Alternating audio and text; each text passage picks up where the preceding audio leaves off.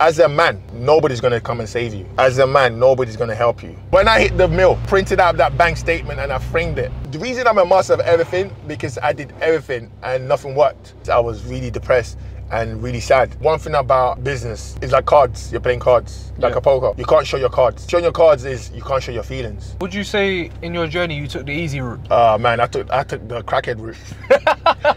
So today, you're basically shadowing me. And you're gonna see what I do on a day-to-day basis. It's Saturday, so it's more of a chill day. So always business and pleasure as well, which that means I'm gonna be doing some shopping. I'm gonna do some clothes shopping, perfume shopping, and I'm gonna be looking to upgrade some of my bad boy toys as well. You know, I always love my toys. So yeah, so welcome to the day in life of a seven-figure mentor, seven-figure millionaire. Let's go. What's your name, bro, for the people that don't know you? My bad. My name is Ken Oputa. Make sure that you remember this name because this name is going to change the world. This is my year. Next year is my, do you know, every year is my year, guys. Listen, we're doing it big and we're going to keep it big, guys. Let's go. So we're going to jump into one of my toys. Tesla, yeah? Yeah, you know, we got to save the environment. Wait. What's today? Saturday? Yeah. Nah, do you know what? Forget the Tesla. Let's jump on my... No Tesla, Let's jump on my, on the bad boy right here. Oh, what, is this the new one, yeah? Well, this is one of the new toys. One of the new toys? This is the 911 Carrera S, fully loaded, limited edition. Only 500 made. Check out the plates as well. Check out the plates. Yeah, up to Ken. It's always up to me, you know, up to Ken. You know, and it also got my last name initials as well, with Ken Oputa. Yeah. And it's up to Ken. Life is always up to me. Do you know what? Life is always up to you. Is whatever you make life, is whatever you're gonna get. Manifest your greatness. How much was the Porsche, bro? Yo, this one, right now, new was like 185. Now it's probably like a 150, 155. Okay. The Tesla, fully spec, 24 plate, got that ordered. That's probably going for like 68. Okay. Have an R8. Which one of my boys is driving right now. I rented it out to him. You know, he's got a hot date, so I was like, you know what, let me bless him to impress the girl, you know. So that one was like 130. That's the Spider. Okay. But yeah, let's jump in this right now. You've come a long way since. Exactly, bro. Yeah, madly a long way, bro. Madly a long way. Next level. So what do you do for a living, bro? So guys, so what I do for a living is basically I do a lot of stuff. I'm not gonna lie to you. I'm your typical Nigerian.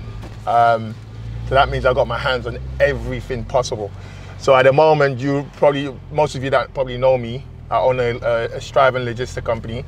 We're doing crazy numbers on that, crazy, and we're just expanding. I love cars, and I've gotten right now a luxury car hire company with over 10 to 15 vehicles.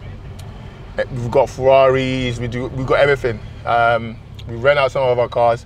This one I'm driving and my other ones, they're my personal cars, so I don't rent them out, you know. But I've got a luxury car hire company. That's booming, that's really good. And when my cars are not rented out, I get to drive them as well, so it's a win-win situation. I'm also started up with a mentorship course, which is called the 7-Figure Mentor. A lot of people used to come up to me and ask me, yo, what do you do for a living? Like, how did you become so successful? Like, it's very hard, like, for a guy that looks like you know, cultured from a single parent background, you know, came in as an immigrant, couldn't read or write until I was 16, you know, I mean, homeless 10 years ago, lost everything, to now doing numbers that I thought I can only achieve playing basketball when I thought I was good enough to play in the NBA, which that wasn't the case.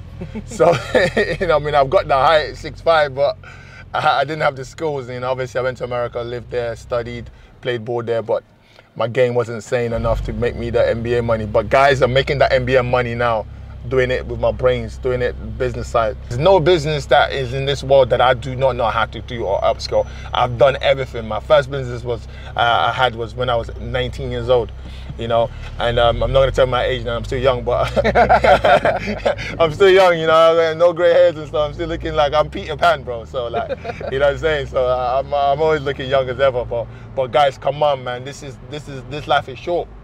You got to enjoy life while you're young. You can't be enjoying life doing 60 hours a week, by the time you're 65 years old, you got 2 hip replacements, 1 leg. That's another hater there just beeping at me, guys. You know, you're gonna get a lot of that when you're driving a 150 something grand car, and then they're there with the Nissan Micra, which is getting financed on a 10 grand car. But this is what you expect, guys. When you make it in life, you're gonna expect haters. So be prepared for that. If you don't have that heart for haters, what can I say, bro? You shouldn't make it. So yeah, so I got my course coming. I've also acquired this event place as well that I'm gonna show you guys in a minute. Is in White City. It's a massive location. We're gonna be using it for events. We're gonna use it for weddings. We're gonna use it for art galleries. We're gonna use it for mentorships. It's huge. It's huge. It's huge. So we're gonna show you guys that as well. That's another business. And I also got a meeting today. I'm acquiring a few properties in Portugal and Lisbon. I've got my plug. So we're gonna have a meeting there with one of my business plug for some of my properties I'm getting into.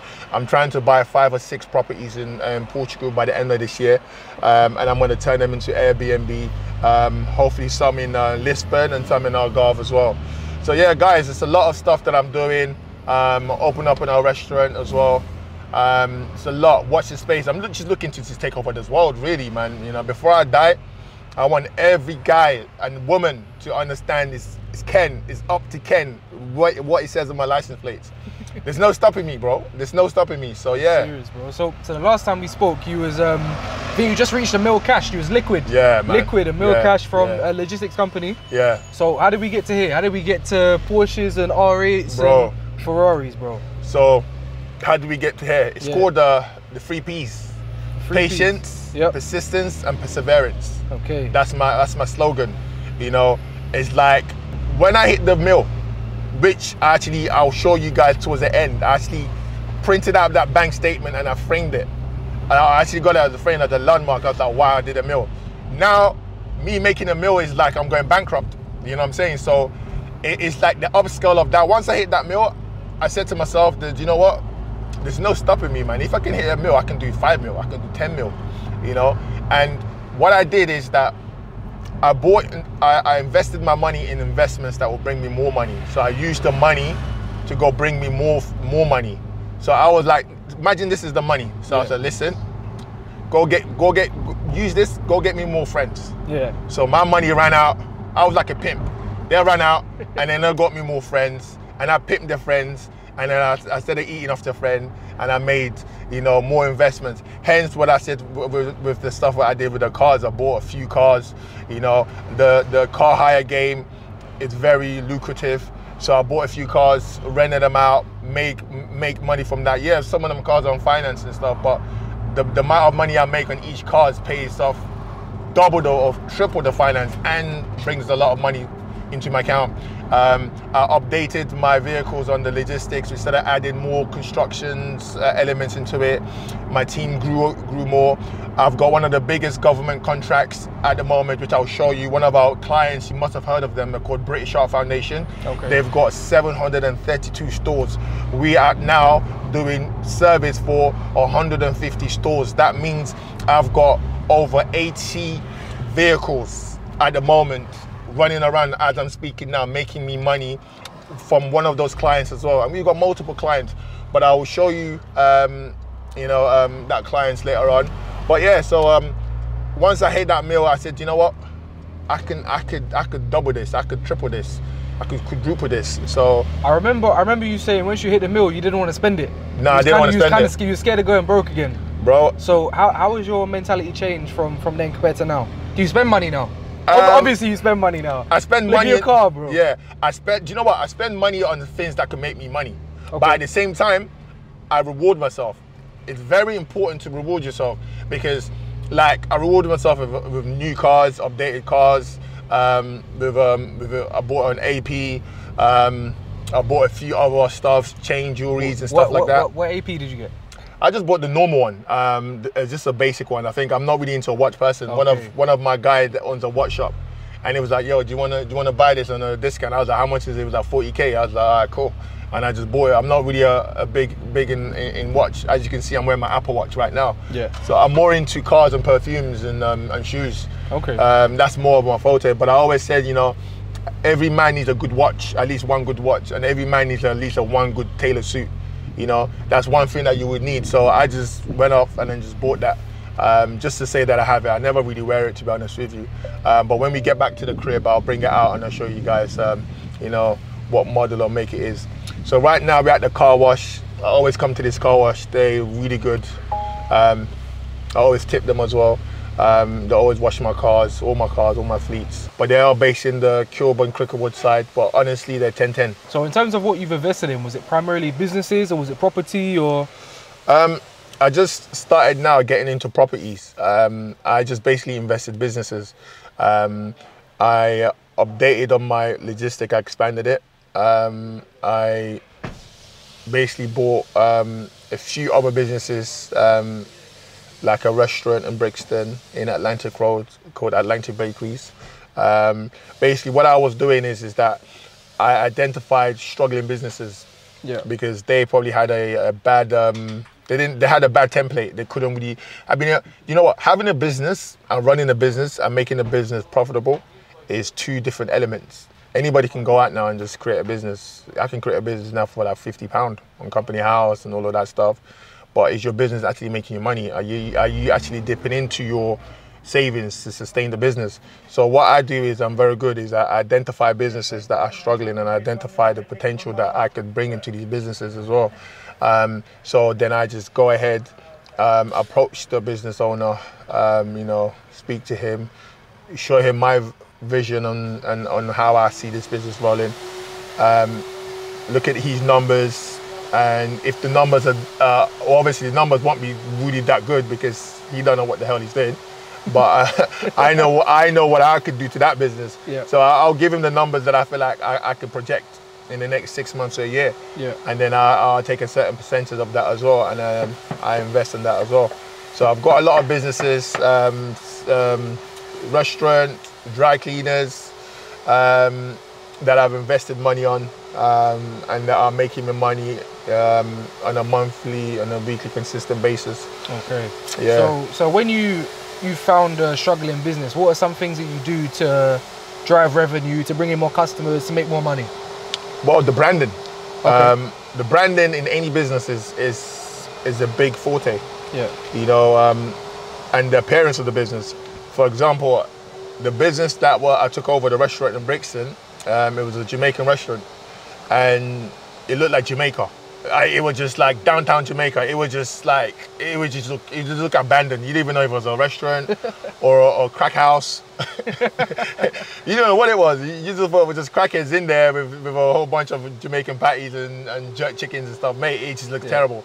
So the appearance, we're humans. We like to visualize. We like to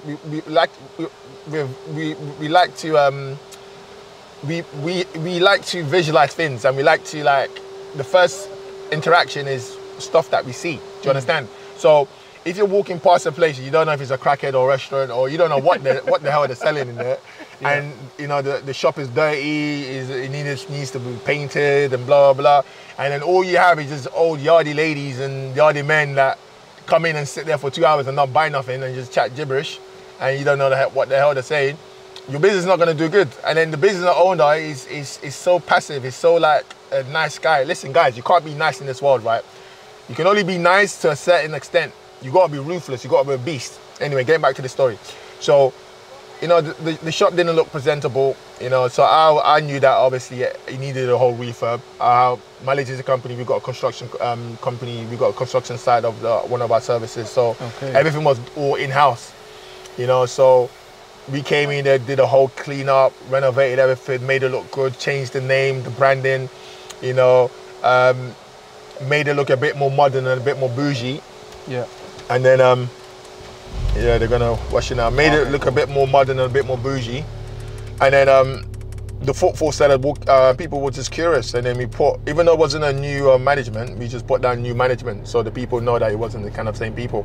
And then the same customers used to come in and not buy nothing and just sit there and just talk shit and just for hours and don't buy nothing. Maybe they'll buy one patty in 2 hours, which is like stupid.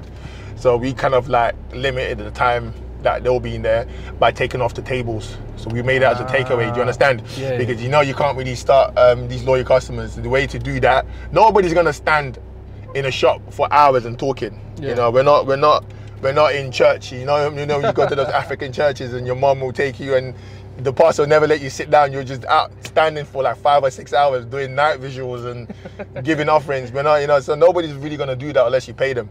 Yeah. So yeah, we started with that little thing, taking the seats off, just made it as a strictly like takeaway, ordering, Uber Eats. Yeah. They didn't even have any Uber Eats. Okay. So we approached Uber Eats, Just Eat. They took a 5%. They take 5% profit from all your orders and stuff. And then we just done the leafleting, branding. We had people out there giving out door-to-door leafletings and stuff as well. Branded it. And then we also got them to be involved in their local community in Brixton as well, in the sense that there was like doing things for the community, giving out free food in community with the homeless, for the homeless people in the community. So we just drove the brand awareness, started also with the social media.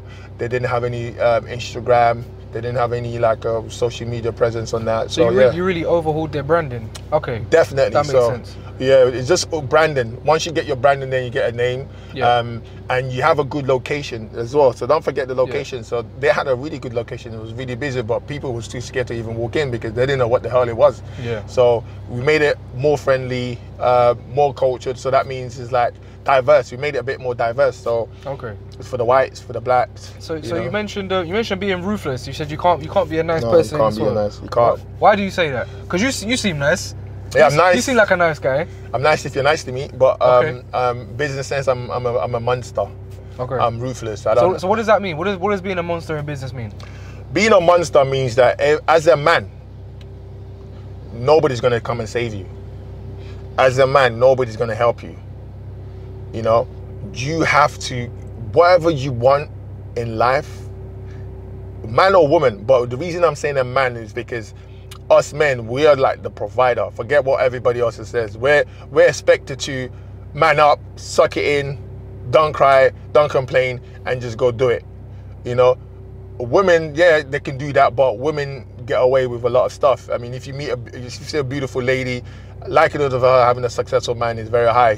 Women can wake up and walk out and they get like 20 or 30 guys approaching them, and some of these guys are quite successful, some of them whatever. But man, we don't have those options. A woman's what do you call it? Hitting the wall, as we say, is her looks. When she gets to a certain age and her looks fade. Yeah. The man's hitting the wall is our finances.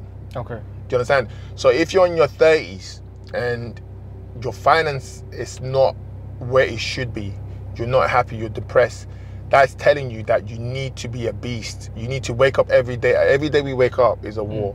We're ready to fight. We're preparing for war. So you need to be ruthless because nobody's going to come and help you. You can't sit around and say, yeah, I want to manifest greatness. I'm going to sit around and, yeah, God will give me everything, greatness. No, you can't sit around and manifest greatness. Yes, it's good that you got that mindset, but put forth the action, you know.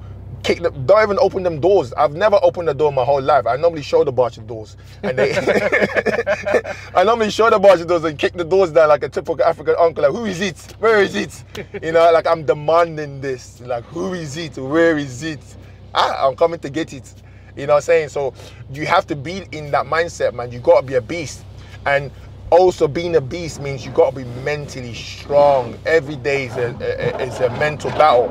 Like how you go to the gym to build your body, to look good, to be strong. You gotta build your mindset in that way. You gotta build a mindset in that way. You gotta be mentally strong. And as a man, we need that. You know, I always say your 20s, use your 20s to grind and hustle, and then your 30s, you should be on your purpose. You should be on growing and where you need to be. And then on your 40s is when you're like kind of winding down, ready to retire and stuff. Okay. You know what I'm saying? So you got to be a beast because nobody's going to come and help you. So when you say in your 20s you need to be on your grind, is that working a job? Is that starting a business? Is it both? Like what are some actionable things a 20-year-old can do to be you? How does a 20-year-old become Ken? Wow. Okay, so good thing you said that. I'll say you got to decide when you're young what you want to do, because you have to understand not everybody can be an entrepreneur. We need workers. Not everybody could have that mental capability of dealing with stress and what it comes to be an entrepreneur and to be a business owner, because it is stressful and it's a lifestyle that only a few that can do. Do you understand? And you know, you got to be ready to face that challenges. So I'll say when you're in your 20s, you decide of what you want to do. So for example, if you want to be a lawyer or a doctor, that's good. Go do your education. That's the only time I actually believe that on the school system that you need to study if you want to be a lawyer or a doctor. Learn your education, but at the same time, in your 20s, say if you want to be a lawyer, do all your education, learn to how to be in your field.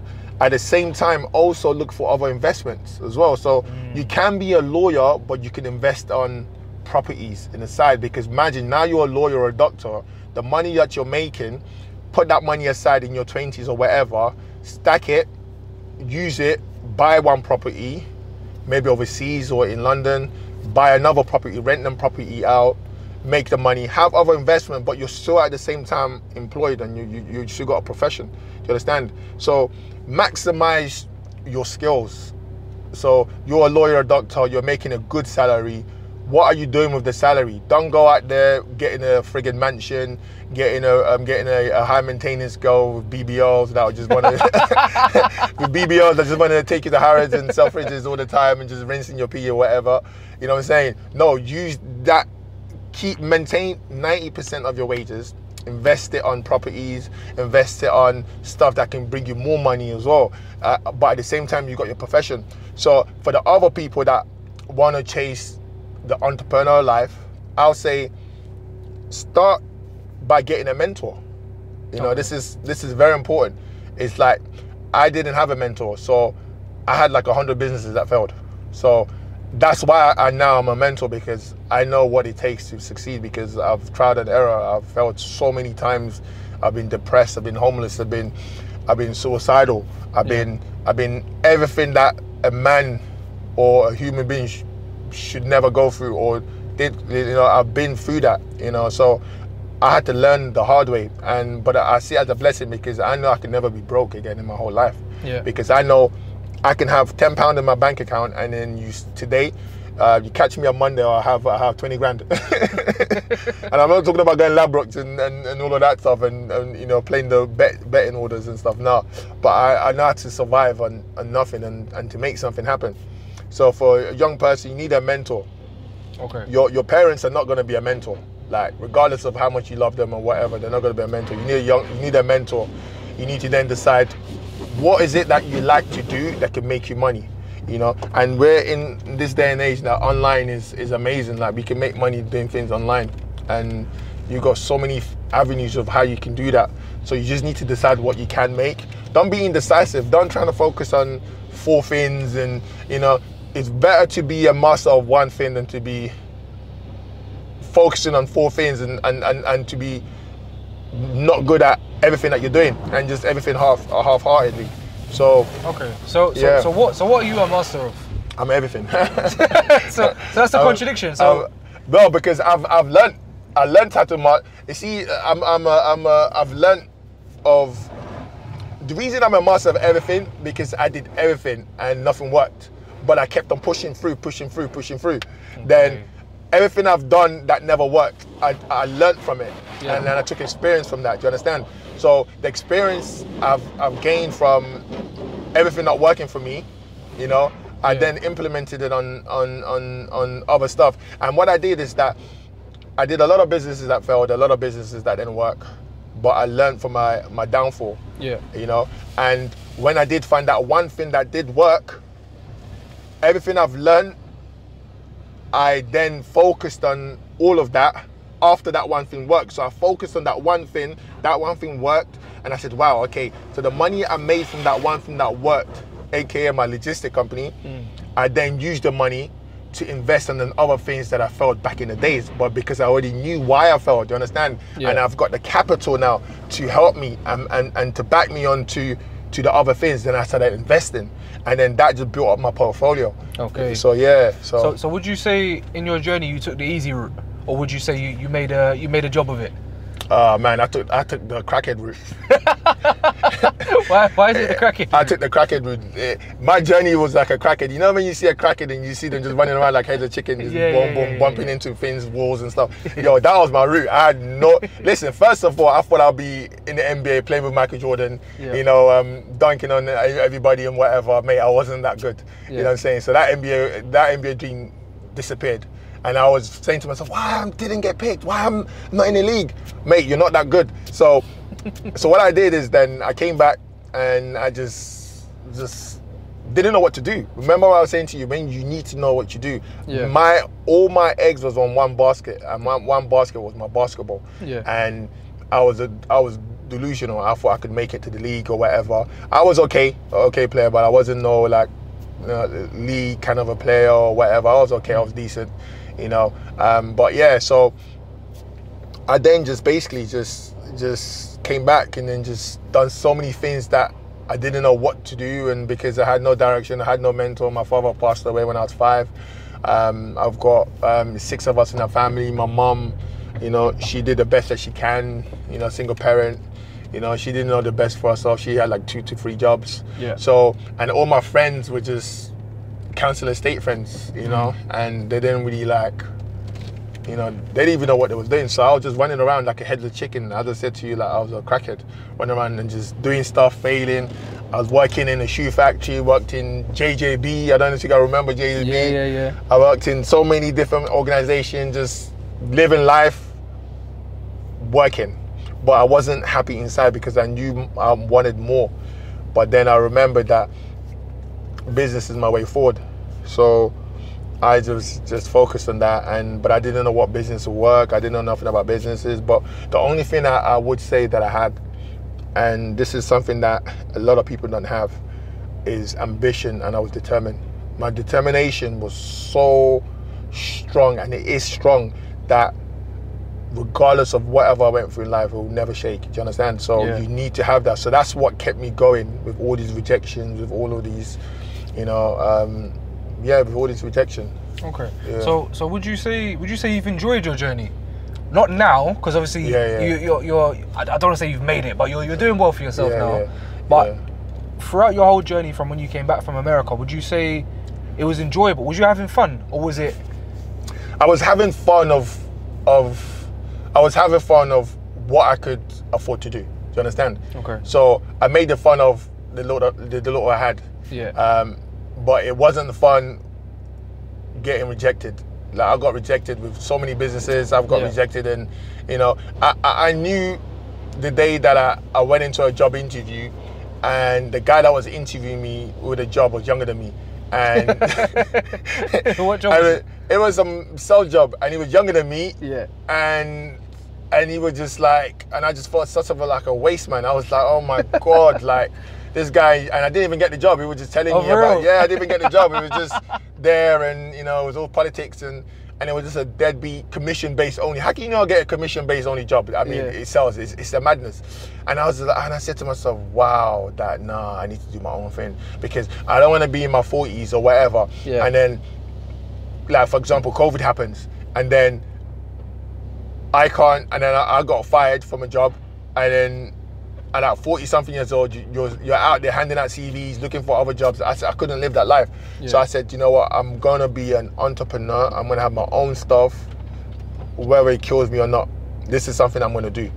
So I knew from day one that, you know, that I needed to make something happen, you know. So is business meant to be fun? Are you meant to enjoy the business that you do? Are you meant to do it with a smile on your face, or are you meant to just get through it, make the money, and get out?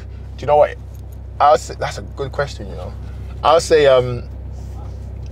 you always have to do it with a smile on your face, because even though you really and truly you're crying inside. This is with me. I'll be crying inside and just cussing out the whole world, and cussing out business partners, cussing out clients and contracts that I didn't get. Yeah. But I have a smile on my face, is because you got to project that. You got to look at the positive side of every negativity. Do you understand? Yeah. I was really depressed and really sad. So, as I said to you, you've got to control your. One thing about business is like it's like cards. You're playing cards, like a poker. You can't show your cards. Yeah. And showing your cards is you can't show your feelings. You know what I'm saying? You can't show your feelings to anybody, because people will use that and know what buttons to push when they see your feelings. Oh, okay, I can do this, and then I can get this reaction from this person. Yeah. So you gotta be like emotionless. So you got to have no emotions. You know what I'm saying? Because it's a business, so you got to keep that, you know, that poker face, you know, and that's what I've always done.